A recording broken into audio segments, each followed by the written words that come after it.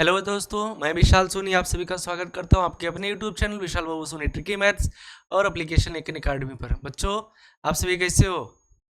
बोलो भाई, कैसे हो सभी? मुझे उम्मीद है कि आप सभी स्वस्थ होंगे, मस्त होंगे और आगामी बोर्ड परीक्षा की तैयारी को लेकर व्यस्त होंगे। बच्चों, हम सब पढ़ रहे थे कक्षा 10 का तीसरा चैप्टर। तीसरा चैप्टर कौन सा? हाँ बताओ भाई। दो चर वाले रैखिक समीकरण युग्म, जिसमें इसके पहले 3 क्लासेस हो चुकी हैं। चौथा क्लास यानी अब हमें पढ़ना 3.1। 3.1 एक्सरसाइज में हमने कल की क्लास में 2, 3, 7 सवाल देख लिया था। अच्छा, जो बच्चे आज पहली बार हमारे इस चैनल पर जुड़े हैं वो वीडियो को लाइक कर दें, चैनल को सब्सक्राइब कर दें, बेल आइकन को जरूर प्रेस कर दिया करें और अपने जो विद्यार्थियों का जो समूह होता है, फ्रेंड्स का समूह होता है, क्लास का ग्रुप का समूह होता है, उस समूह में इस वीडियो को शेयर जरूर कर दिया करो। और जो बच्चे अभी तक एप्लीकेशन को डाउनलोड नहीं किए हैं, एप्लीकेशन का नाम है बाबू एकिन एकेडमी, जो आपको मिल जाएगा प्ले स्टोर से। प्ले स्टोर पर जाइएगा, आप एकिन एकेडमी टाइप करिएगा तो आपको एप्लीकेशन दिख जाएगा। उसको आप क्या कीजिएगा, इंस्टॉल कर लीजिएगा। एप्लीकेशन कुछ इस तरीके से दिखेगा आपको।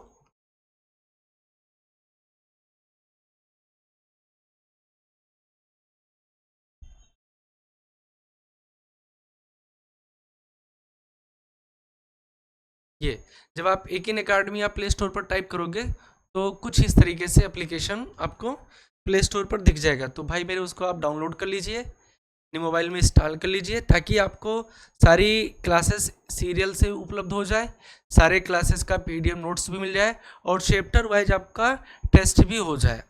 ये सारी सुविधाएं आपको एप्लीकेशन पर मिलेगी और इसके लिए एक छोटा सा चार्ज है, 499 रुपये। आपको 499 ऑनलाइन पे कर देना है।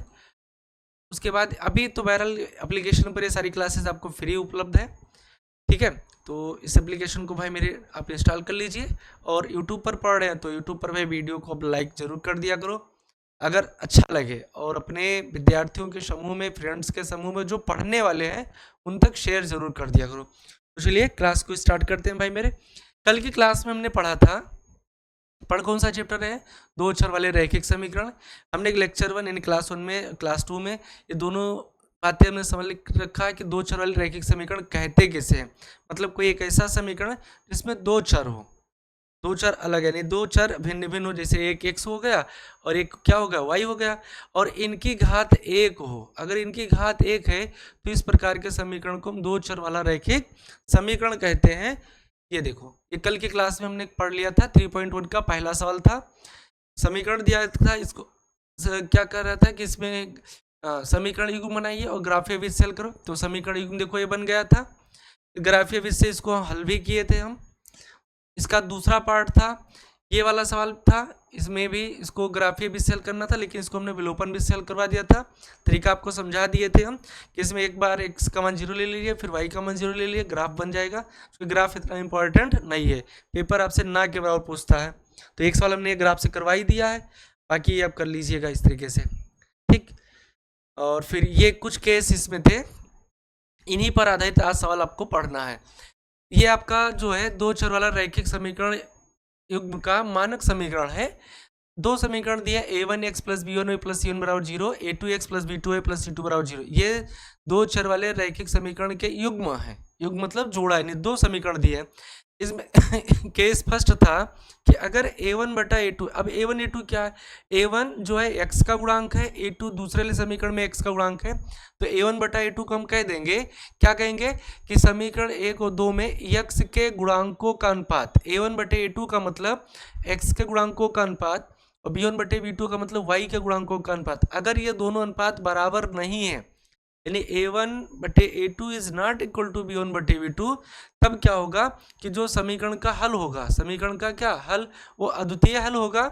और इनसे बनने वाली रेखाओं के लक्षण या प्रकृति पूछ ले तो इनसे बनने वाली रेखाएं प्रच्छेदी रेखाएं बनेगी। कौन सी रेखा बनेगी भाई मेरे? प्रच्छेदी रेखा बनेगी।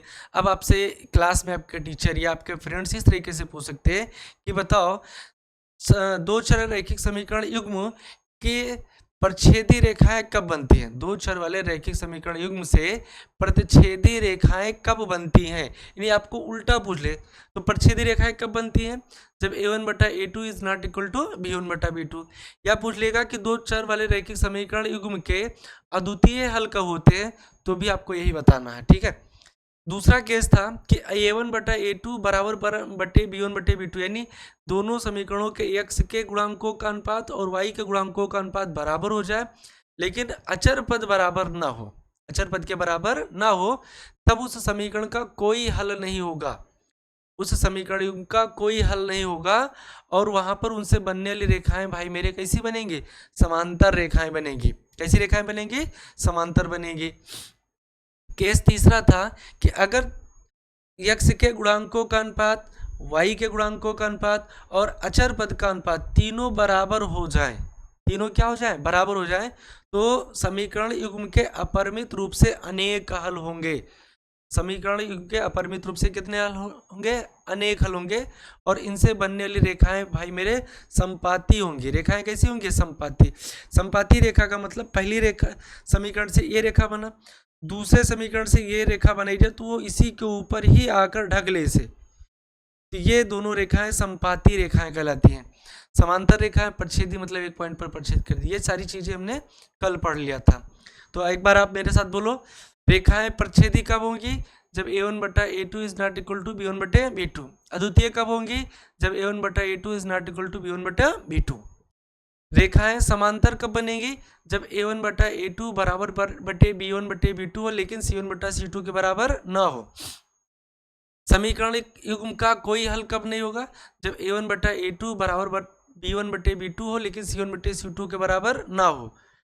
अगला फिर संपाती रेखा कब बनेगी?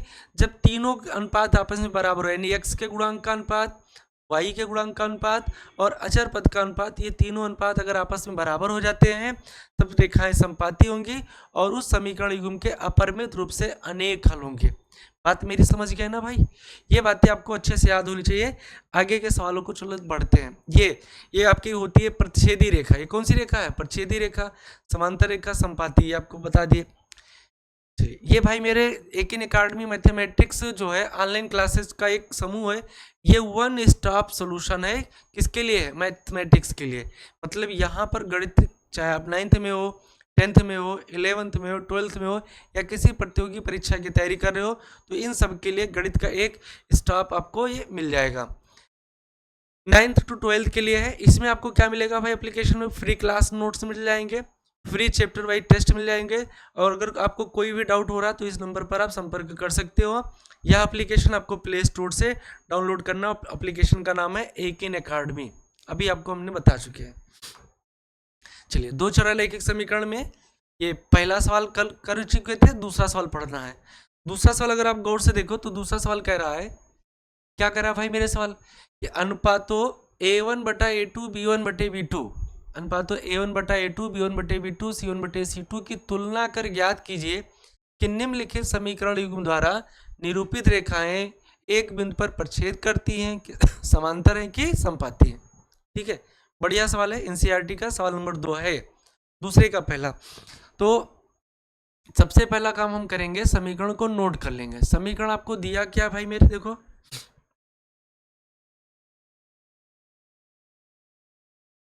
समीकरण आपको दिया पहला 5x माइनस 4y प्लस 8 बराबर 0। ये आपका समीकरण 1 है।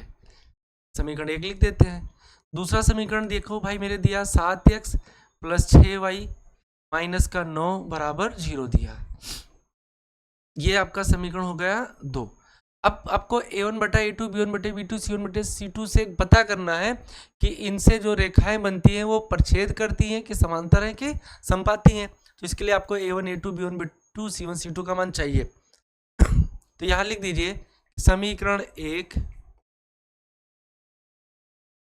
की तुलना, समीकरण 1 की तुलना a1x plus b1y plus c1 बराबर 0 तथा समीकरण 2 की तुलना, समीकरण 2 की तुलना a2x plus b2y plus c2 बराबर 0 से करने पर। अब अगर इसकी हम तुलना कर देते हैं भाई, इसकी क्या कर देते हैं? तुलना। तो समीकरण 1 की तुलना देखो क्या लिखा है यहाँ, समीकरण 1 की तुलना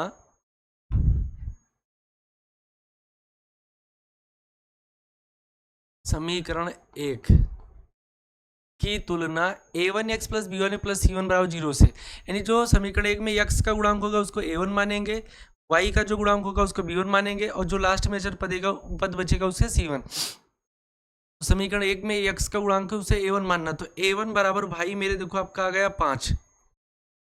जो समीकरण 1 में y का गुणांक उसको b1 मानेंगे, तो b1 बराबर आपका भाई मेरे आ गया -4।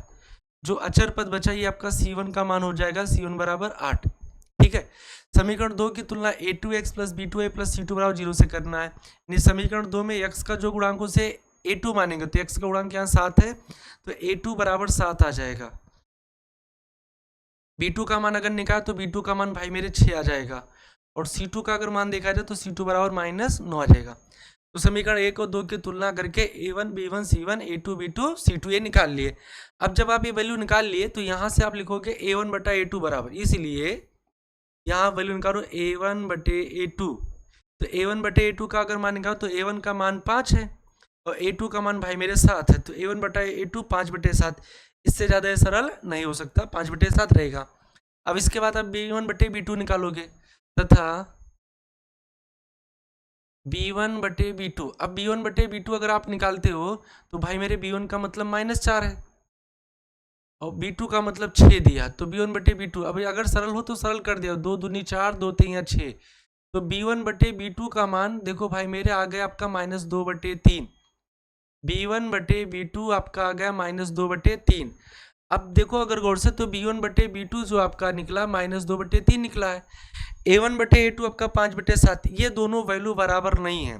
अगर यही बराबर नहीं है तो हम c1 तक नहीं जाएंगे, बस यही दो निकालेंगे। यहाँ लिखेंगे चूंकि a1 बटे a2 is not equal to b1 बटे b2। हम जब ये दोनों बराबर आ जाए, जब a1 बटे a2 और b1 बटे b2 बराबर हो जाए तब c1 बटे c2 निकालेंगे। अगर ये दो बराबर नहीं है तो हमें आगे जाने की जरूरत नहीं है। तो देखो यहाँ a1 बटे a2 हमारा 5 बटे 7 आया, b1 बटे b2 -2 बटे 3 है, ये दोनों बराबर नहीं है, इसलिए दिए गए समीकरण युग्म दिए गए समीकरण युग्मों दिए गए समीकरण युग्मों।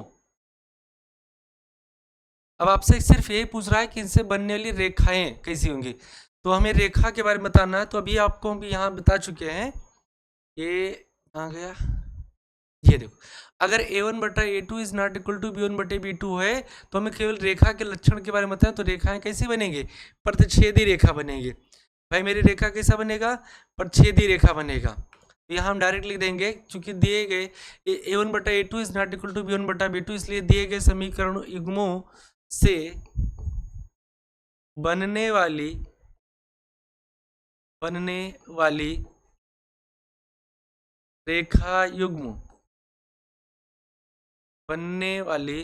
रेखा युग्म प्रतिच्छेदी रेखा युग्म की प्रतिच्छेदी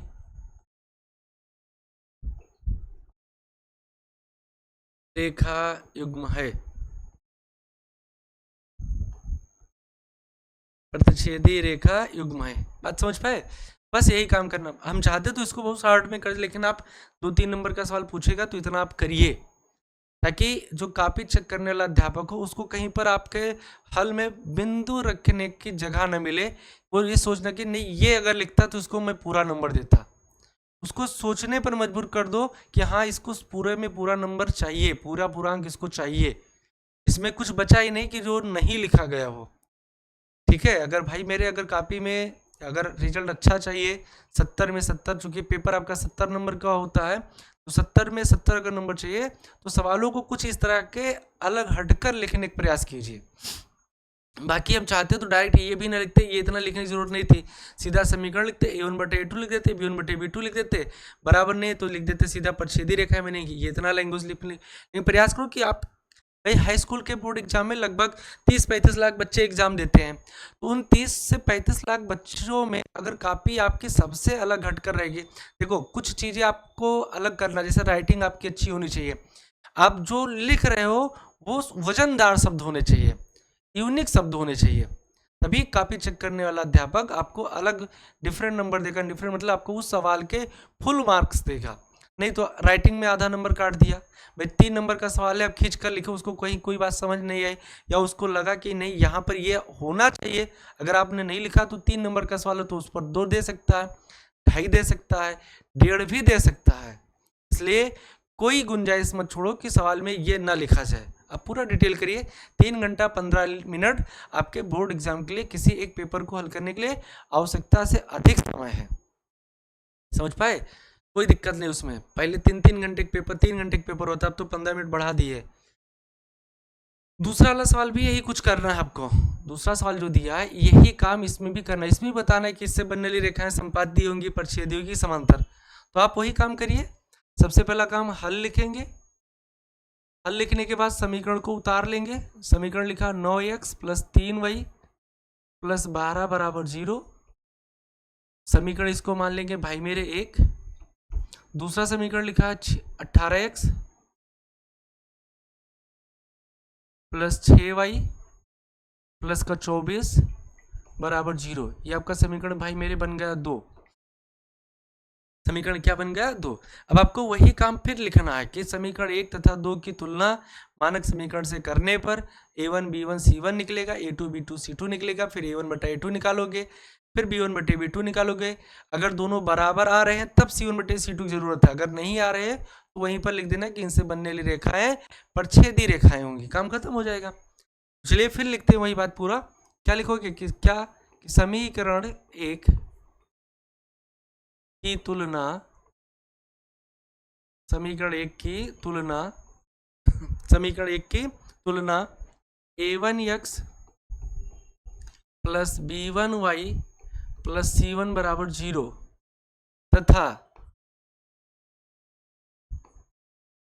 तथा समीकरण 2 की तुलना, समीकरण 2 की तुलना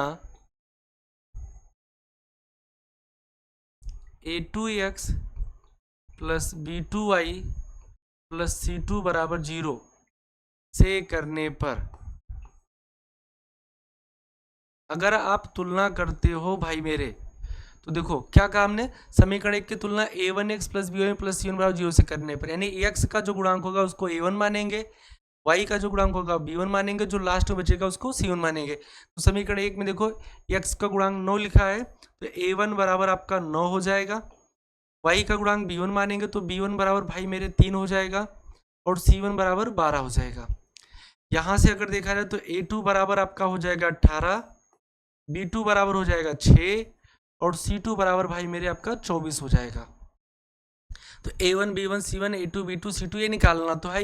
अब लिखोगे यहाँ इसलिए, क्या लिखोगे भाई मेरे, इसलिए a1/a2 बराबर, दोनों का अनुपात निकाल ले a1 a2, तो a1 का मान 9 दिया, a2 का मान 18 लिखा है।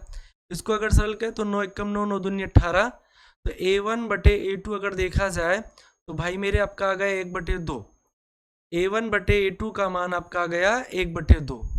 अब फिर b1/b2 निकालेंगे तथा b1/b2 अगर आप निकालते हो तो b1/b2 का मतलब देखो b1 का मान 3, b2 का मान 6, तो b1 का मान 3 है, b2 का मान 6, ये सरल होकर 3 दूनी 6 बना, तो b1/b2 बराबर आपका आ गया 1/2। अब ध्यान से आप अगर सवाल को देखो तो a1/a2 का मान भी 1/2 आया था, b1/b2 का मान भी 1/2 आया। तो अभी हमने क्या कहा था, जब a1/a2 बराबर b1/b2 हो तब c1/c2 अनिवार्य है निकालना, ठीक है ना।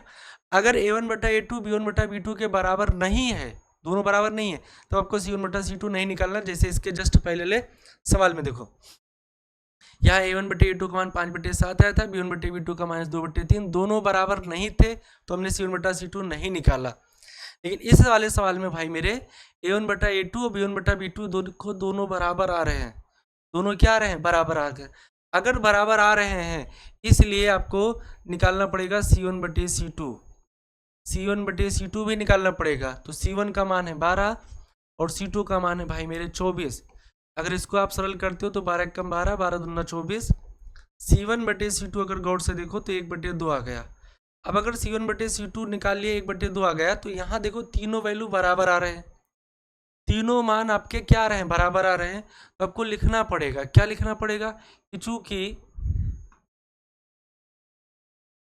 A1 बटे A2 बराबर है B1 बटे B2 के और बराबर है C1 बटे C2 के, ये तीनों वैल्यू बराबर आ गए, इसलिए दिए गए समीकरण समीकरण युग्म से बनने वाली रेखाएं, समीकरण युग्म से बनने वाली रेखाएं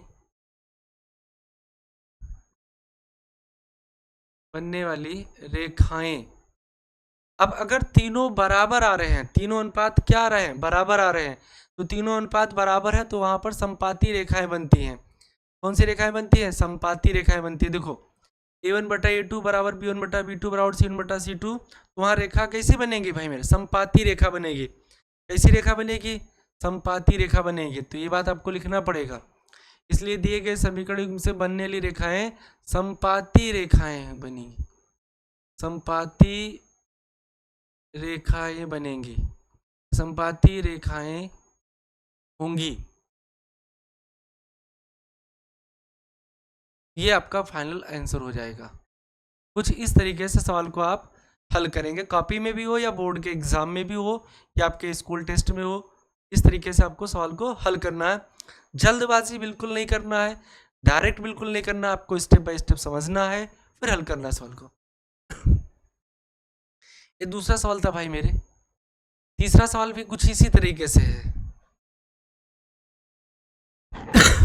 तीसरा सवाल भी आपका कुछ इसी तरीके से है। तीसरे सवाल को भी चलिए हल कर देते हैं, इसको दूसरे कलर से थोड़ा लिख देते हैं यार।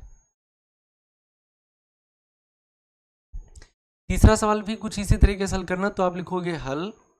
सवाल को पहले उतारो समीकरण, जो लिखा 6x - 3y + 10 बराबर 0, ये आपका बन गया समीकरण 1।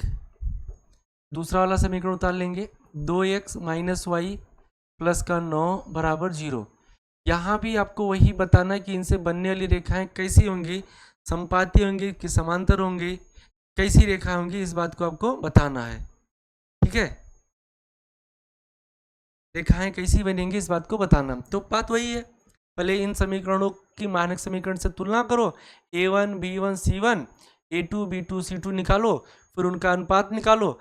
अगर तीनों अनुपात बराबर आ गए तो रेखाएं समपाती हो जाएंगी। अगर A1 बटा A2 बराबर B1 बटे B2 और C1 बटे C2 के बराबर नहीं, हाँ बताओ, तब रेखाएं कैसी बनेंगी, समांतर बनेंगी।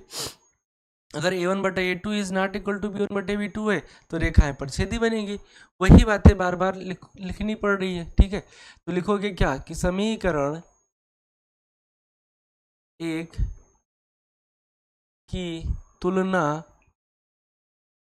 समीकरण 1 की तुलना A1x + B1y + C1 बराबर 0 से करने पर, A1x + B1 + C1 बराबर 0 तथा समीकरण 2 की तुलना A2x + B2y + C2 बराबर 0 से करने पर, कुछ इस तरीके से प्रत्येक सवाल में आपको लिखना पड़ेगा। लिखने में कंजूसी मत करना कि अब तो पहले में भी लिख दिया, दूसरे में भी लिख दिया, तीसरे में नहीं लिखे। भाई लिखो, काहे नहीं लिखो, तीसरा सवाल है तो तीसरी बार लिखो। ठीक है, अब जब लिख दिए तो समीकरण 1 की तुलना A1x + B1 + C1 से करना, तो समीकरण 1 में x का जो गुणांक हो A1 हो जाएगा, तो A1 बराबर भाई मेरे 6 हो जाएगा। B1 का मान आपका हो जाएगा -3 और C1 का मान आपका हो जाएगा 10। दूसरे समीकरण से A2 का मान निकलेगा भाई मेरे, A2 का मान 2 आ जाएगा। B2 का मान आपका देखो, यहाँ गुणांक में कुछ नहीं तो 1 मानेंगे, तो B2 का मान -1 आएगा और C2 का मान भाई मेरे 9 आ जाएगा। तो A1 B1 C1 A2 B2 C2 ये सारा निकाल ही लिया है। अब आपको क्या करना है, लिखोगे इनका अनुपात, इसलिए a1/a2। तो अगर a1/a2 का मान निकालो तो a1 का मान भाई मेरे 6 दिया है, a2 का मान 2 दिया, तो 2 1 कम 2, 2 3 या 6। ये फाइनल वैल्यू a1/a2 का निकल कर आया 3/1, यानी 3 निकल कर आया। कहने का मतलब a1/a2 का मान कितना आ गया भाई मेरे, 3 आ गया। अब आपको b1/b2 भी निकालना है, तथा b1/b2। अगर आप b1/b2 निकालते हो तो b1 का मान देखो -3 दिया है, और b2 का मान भाई मेरे -1 दिया, तो माइनस से माइनस से सरल हो जाएगा। तो b1/b2 अगर गौर से देखो तो b1/b2 का मान 3/1 यानी 3 आ गया। तो हमने आपको क्या बताया कि अगर a1/a2 बराबर b1/b2 है, तब तो आपको c1/c2 निकालना अनिवार्य है। अगर ये दोनों बराबर नहीं है तो आपको c1/c2 नहीं निकालना। तो यहाँ तो बराबर आ गए ना, दोनों क्या आ गए, बराबर आ गए। अगर बराबर आ गए तब इसमें आप भी निकालोगे, क्या निकालोगे, c1/c2 भी निकालोगे। तो c1/c2 अगर देखा तो c1 का मान 10 है और c2 का मान भाई मेरे 9 है। 9 से 10 सरल नहीं होगा, या ऐसी कोई संख्या नहीं जिससे दोनों कट जाए, क्योंकि 10 और 9 का HCF 1 होता है, इसलिए सिर्फ 1 से ही विभाजित होंगी और किसी संख्या से पूर्णतः विभाजित नहीं है। अगर पूर्णतः विभाजित नहीं है तो हमें ज़बरदस्ती भी नहीं इसको विभाजित करने की, इसको यहीं ऐसे हम छोड़ देते हैं। अब क्या लिखते हैं भाई मेरे, क्योंकि a1/a2 बराबर आ गया है b1/b2 के। देखो a1/a2 का मान भी 3 है, b1/b2 का मान 3 है, तो दोनों बराबर, लेकिन c1/c2 के बराबर नहीं है, c1/c2 के बराबर नहीं है। इसलिए दी गई, इसके लिए प्रतिबंध हम लिखवा चुके हैं, इसलिए दोनों समीकरण युग्मों से बनने वाली रेखाएं समांतर होंगी। दोनों समीकरण युग्मों से बनने वाली रेखाएं कैसी होंगी, समांतर होंगी। ये भी आपको हम बताए हैं। देखो यहाँ अगर a1/a2 बराबर b1/b2 और c1/c2 के बराबर नहीं है तो उनसे बनने वाली रेखाएं कैसी होंगी, समांतर रेखाएं होंगी। ये चीजें भी आपको हम बताई है।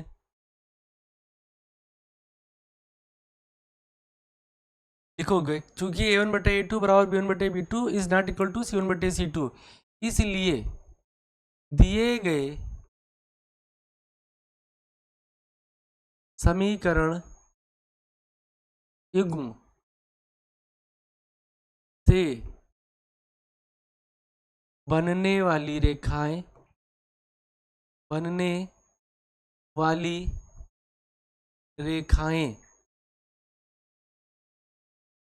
समांतर होंगी,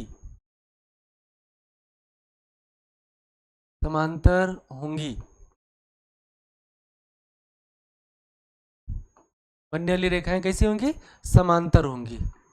ये बात कन्फर्म हो, लिख देना आंसर। ठीक, बस a1/a2 बराबर है b1/b2, c1/c2 बराबर नहीं तो समांतर नहीं, समांतर होगी। अगर c1/c2 के बराबर हो जाता तो संपाती लिख देते, अगर यही दोनों बराबर ना होते तो परछेदी लिख देते। तीन ही बात आपको याद करना है, तीनों आपके तीनों सवाल में हो गए हैं।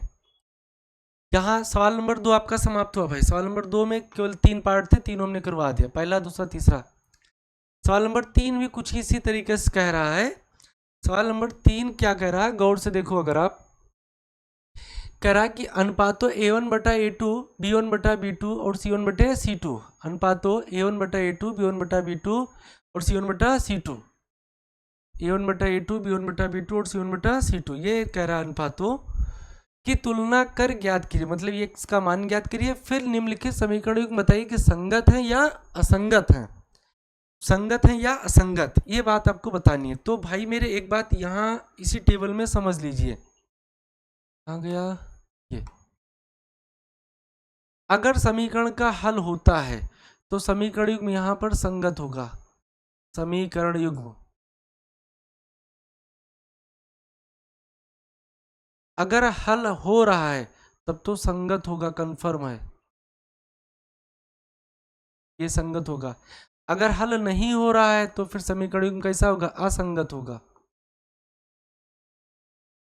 ठीक है, और इसमें संगत असंगत दोनों हो जाएंगे, एक ही लिख दीजिए, संगत होगा या असंगत।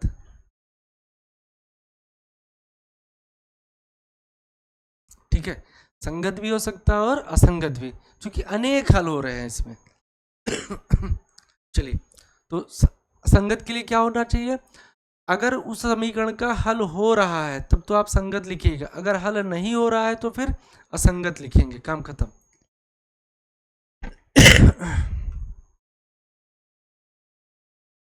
चलिए सवाल पर देखते हैं। सवाल क्या कह रहा था कि बताइए कि इन समीकरणों के युग्म संगत हैं या असंगत हैं, संगत युग्म है कि असंगत युग्म। तो सबसे पहला काम वही करेंगे, लिखेंगे हल। समीकरण को नोट कर लीजिए, 3x + 2y बराबर का 5, ये आपका भाई मेरे समीकरण बन गया एक। दूसरा लिखा है 2x - 3y बराबर का लिखा है 7। एक बात इसमें आप ध्यान दीजिए, जो हम मानक समीकरण पढ़े थे उसमें अचर पद बाएं पक्ष में रहता था, दाएं पक्ष शून्य रहता था। और इसमें जबकि दाएं पक्ष में गिनती लिखी है, तो आप चाहो तो इसको पहले मानक रूप में लिख लेना साथ में। जब भी सवाल को हल के लिए उतारो तो उसको मानक रूप में लिख लेना। 3x + 2, इस 5 को इधर ले आओ, तो भाई में जब 5 को पक्षांतर करेंगे तो माइनस का 5 होगा, और जब इसको पक्षांतर कर लिए तो यहाँ बच गया 0। ये बन गया समीकरण एक। यहाँ भी इसको उतारे तो 7 प्लस में इधर जाएगा तो माइनस का 7 हो जाएगा, बराबर का 0। समीकरण ये भाई मेरे बन गया आपका 2। समीकरण 1 और 2 जब बन गया तो बाकी का कहानी वही करना है, बाकी का कहानी वही करना है। क्या करना है?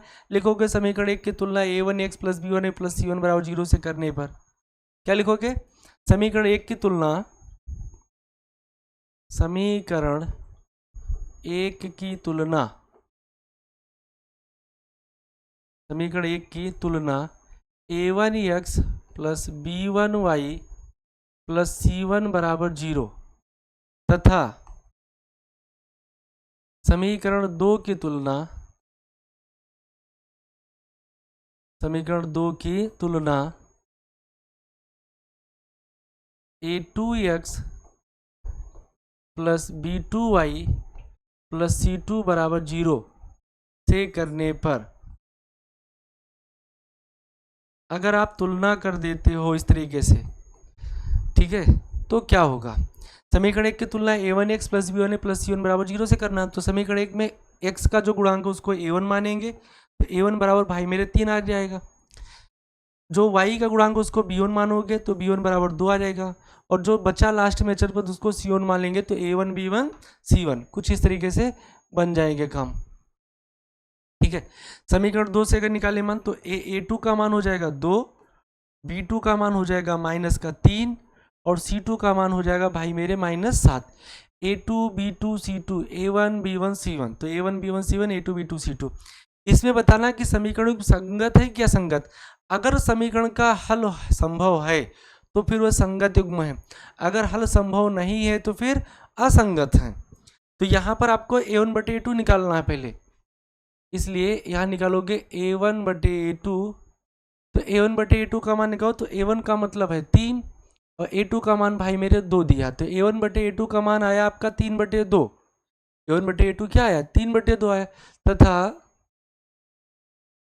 b1/b2 निकालो, तो b1/b2 अगर आप निकालते हो तो b1 का मान आपको दिया है 2, b2 का मान दिया है -3। तो गौर से देखो दोनों वैल्यू अलग अलग आ रहे हैं। तो अभी हमने आपको इसके पहले 3 सवाल करवा रखा है, उसमें बताया था कि जब a1/a2 और b1/b2 ये दोनों बराबर आवे, दोनों क्या आवे? बराबर आवे, तब c1/c2 को देखेंगे। अगर ये दोनों बराबर नहीं है तो हमें c1/c2 की जरूरत नहीं है। यही चीज देखो यहाँ, a1/a2 का मान 3/2 है, b1/b2 का मान 2/-3 है। क्या दोनों बराबर है? बोलो भाई, क्या दोनों बराबर है? बिल्कुल नहीं बराबर है। अगर बराबर नहीं है तो हमें c1/c2 की जरूरत नहीं है। आप सीधा सीधा लिखोगे, क्योंकि a1/a2 is not equal to b1/b2, a1/a2 is not equal to b1/b2, ये दोनों बराबर नहीं है। इसलिए दिए गए समीकरण युग्म का अद्वितीय हल होगा, समीकरण युग्म का अद्वितीय हल होगा, अद्वितीय हल होगा। अतः अब इसका अद्वितीय हल है, हल कर सकते हैं। अतः दिए गए समीकरण युग्म दिए गए समीकरण युग्म संगत हैं, दिए गए समीकरण क्या है, संगत हैं। ये कुछ इस तरीके से सवाल को लिखना। अगर अद्वितीय हल ना होता, यानी कोई हल नहीं होता, तो लिख देते समीकरण असंगत है। अनेक हल होते, हल अगर होता, चाहे वो अद्वितीय हल हो चाहे अनेक हल हो, तो संगत युग्म कहलाएंगे। ये बात आप याद रखिएगा। क्या कोई परेशानी है सवाल में? आप फटाफट इसका स्क्रीनशॉट ले लीजिए। ठीक है, ये तीसरे का पहला सवाल था भाई मेरे। तीसरे का दूसरा, इसमें भी वही काम आपको करना है, वही काम बिल्कुल करना है। इसमें भी बताना है कि समीकरण युग्म के जो दिए गए समीकरण ये संगत हैं कि असंगत हैं। समीकरण युग्म क्या है, संगत हैं कि असंगत। तो इसमें भी आप तुलना करोगे, मान निकालोगे। अगर अद्वितीय हल है, अनेक हल है, तो संगत है। कोई हल नहीं है तो फिर असंगत हो जाएगा। काम तो भाई मेरे वही करना है। कौन सा काम करना है? पहले लिखोगे आप हल, हल लिखने के बाद समीकरण को उतार लीजिए प्यार से। 2x - 3y = 8। अच्छा, इसमें क्या बताया था हमने कि इसको मानक रूप में लिखकर उतारिएगा। तो प्लस का 8 इधर जाएगा, माइनस का 8 हो जाएगा, बराबर का बचेगा 0। ये बन गया समीकरण 1। क्योंकि मानक समीकरण से तुलना करना होता है, इसलिए इसको मानक रूप में पहले हम लिख लेते हैं। प्लस का 9 इधर जाएगा, माइनस का 9 बराबर 0। मानक रूप का मतलब होता है कि उसका RHS शून्य होना चाहिए, दाएं पक्ष शून्य होना चाहिए। ठीक है, अचर पद हो वो बाएं पक्ष में हो। समीकरण 1 को 2 आ गया। फिर लैंग्वेज में क्या लिखेंगे? हाँ, टोपी वाले भाईजान क्या लिखोगे? इसमें आप लिखोगे कि समीकरण 1 की तुलना, क्या लिखोगे भाई मेरे? समीकरण 1 की तुलना, समीकरण 1 की तुलना किससे करना है? a1x + b1y + c1 = 0 तथा समीकरण 2 की तुलना समीकरण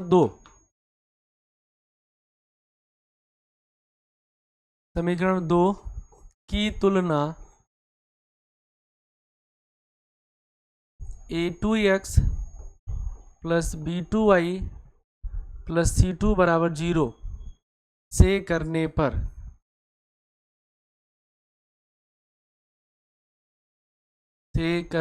पर, अगर आप तुलना करते हो तो अब ये लगभग आपका 5वां सवाल है। सेम सवाल, सेम लैंग्वेज, सब कुछ सेम है। तो अब तो आप समझ गए होंगे। तुलना करोगे तो समीकरण 1 से जो x का गुणांक हो a1 का मान निकलेगा। a1 बराबर भाई मेरे 2 आ जाएगा, b1 बराबर -3 आ जाएगा, c1 बराबर -8 आ जाएगा।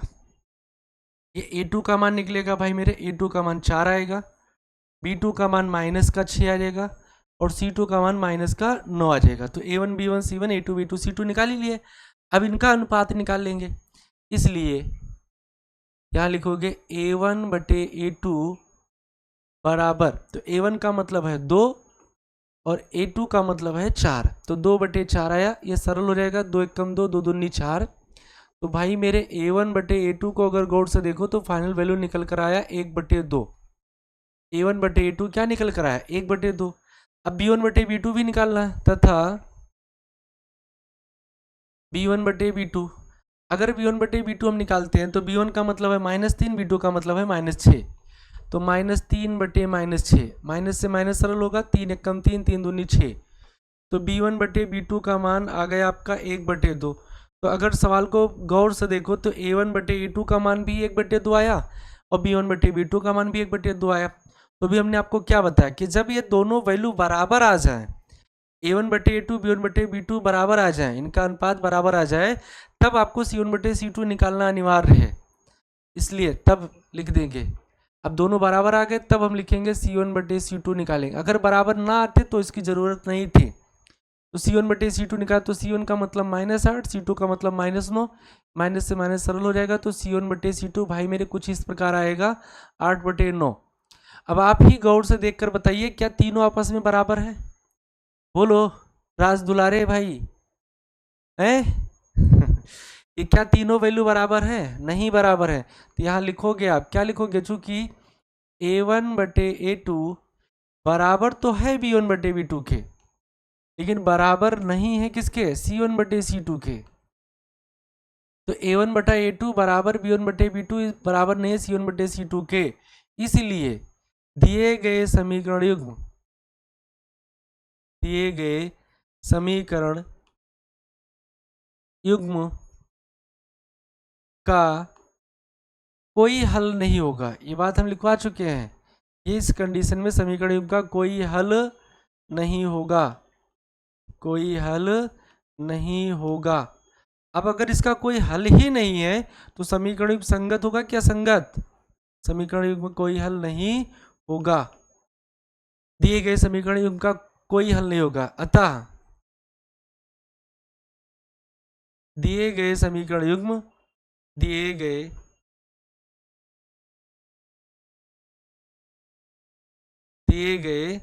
समीकरण युग्म असंगत हैं।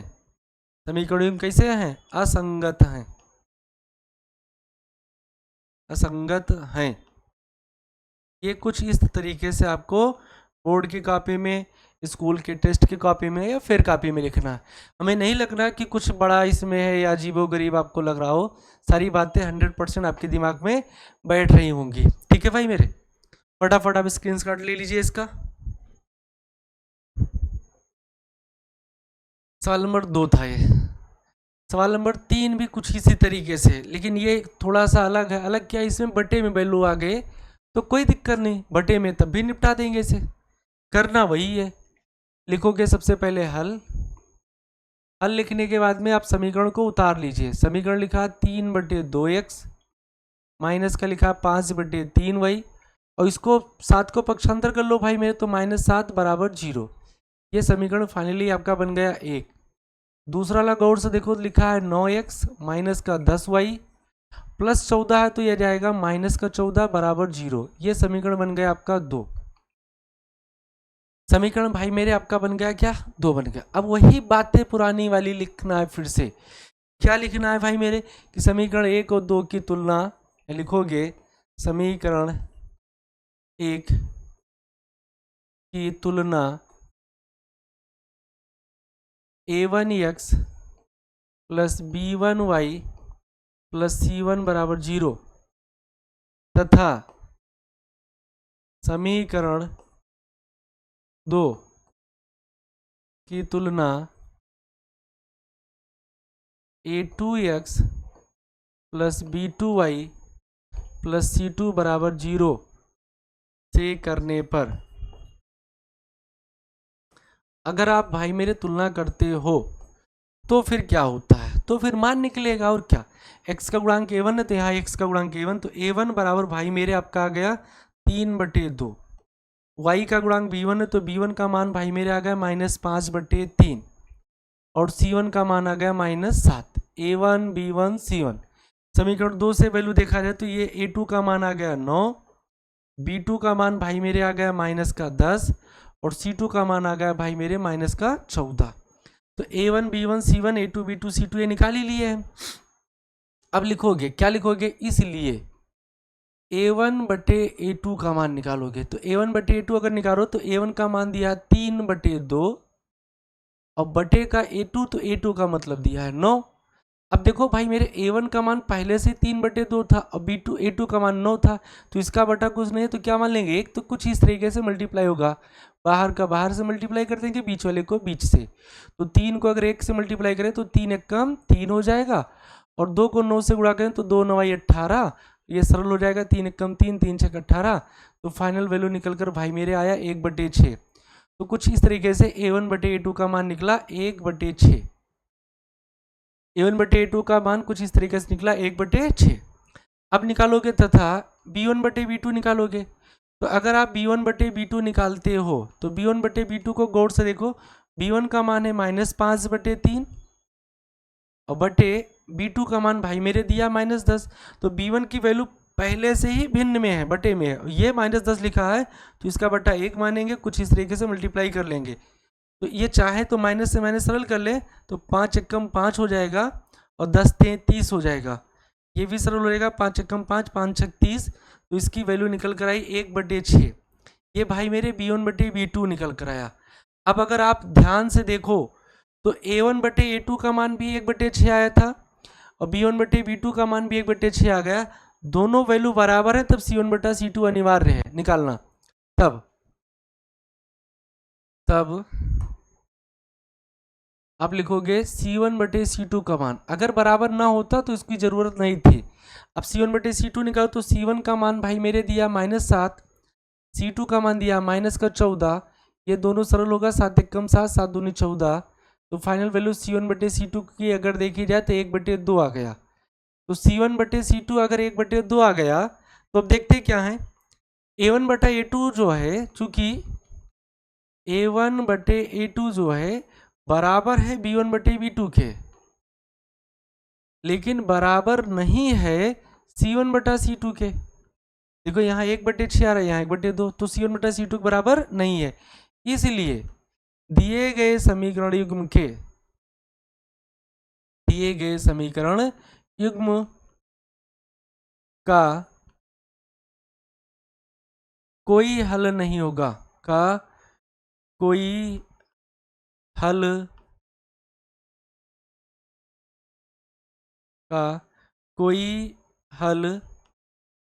नहीं होगा। अगर समीकरण का कोई हल है ही नहीं तो भाई मेरे हम लिख सकते हैं कि यह समीकरण युग्म जो है वो असंगत है। अतः दिए गए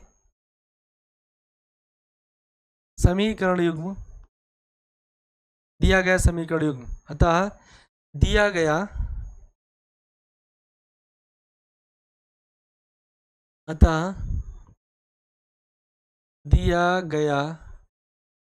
समीकरण युग्म असंगत है। समीकरण युग्म कैसा है भाई मेरे, असंगत है। कुछ बात समझ गए? अगर समीकरण का हल है तो फिर वो समीकरण संगत है, अगर हल नहीं है तो समीकरण क्या है, असंगत। कुछ इस तरीके से सवालों को हल करना है, लिखना है, ठीक है। अगला सवाल, ये सवाल हम भाई मेरे आज हम आपको होमवर्क दे रहे हैं, आज आप करिएगा, लग जाएगा तो उसका आंसर आप बताइएगा कि संगत है कि असंगत है। नहीं हो पाएगा कल इसको हम करवाएंगे। फिर ये दो के दोनों सवाल, ये बटे वाला भी हम करवा दिए हैं, ये सवाल आपका होमवर्क में है, आज आप करिएगा, हो जाएगा तो कल की क्लास में आप इसको आंसर में बता दीजिएगा। नहीं हो पा रहा कल तो हम करवाएंगे ही करवाएंगे। तो भाई मेरे आप वीडियो को लाइक कर दो, ज़्यादा से ज़्यादा बच्चों तक शेयर कर दो, और फटाफट प्ले स्टोर से अकेडमी एप्लीकेशन को आप डाउनलोड कर लीजिए। और जो बच्चे नए हैं चैनल को सब्सक्राइब कर दें, वीडियो को लाइक कर दें, एक प्यारा प्यारा कमेंट कर दें। सभी भाइयों को जय हिंद।